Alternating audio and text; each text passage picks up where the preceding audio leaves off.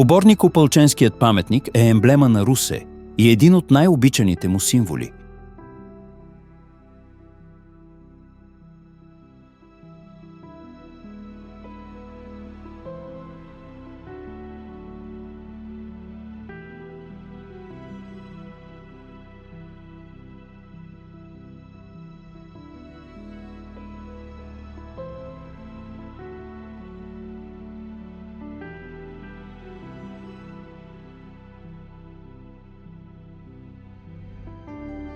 Издигнат в знак на преклонение към паметта на загиналите за свободата на България, той е символ на най-силните години в развитието на Русе.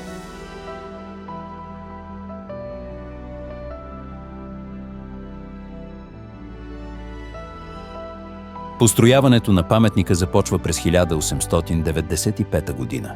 То е съпътствано от множество перипетии и непрекъснат финансов недостиг.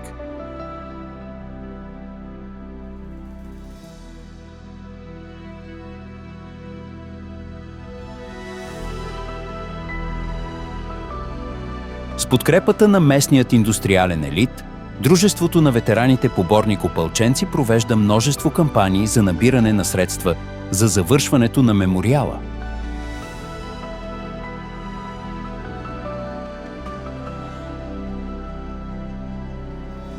Паметникът е открит на 9 август 1909 година по повод годишнина от Шипченската епопея.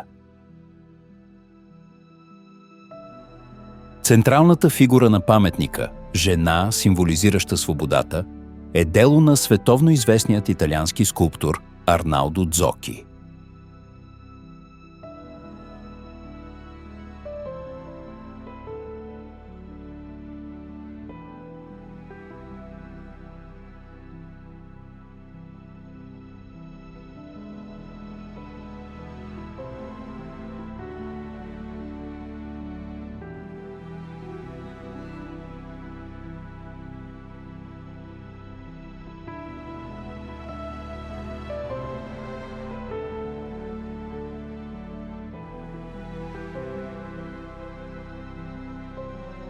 Трите барелефа в основата на монумента представят епични моменти от борбите за освобождение на България.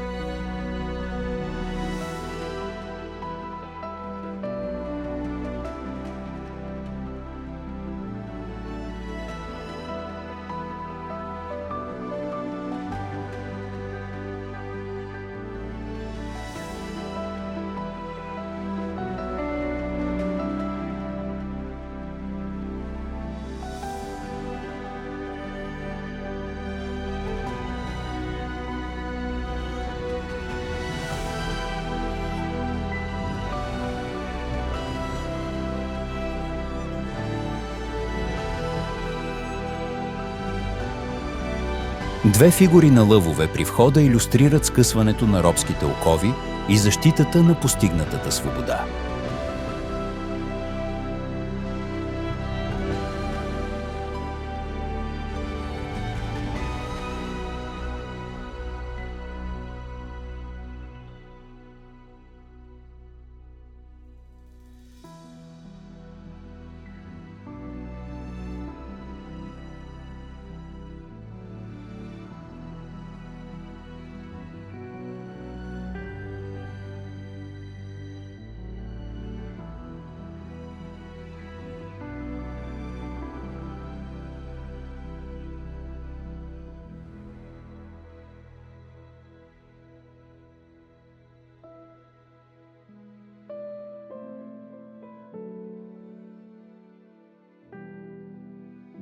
От момента на своето издигане, паметникът на свободата заема централна роля в събитията от обществения живот в Русе.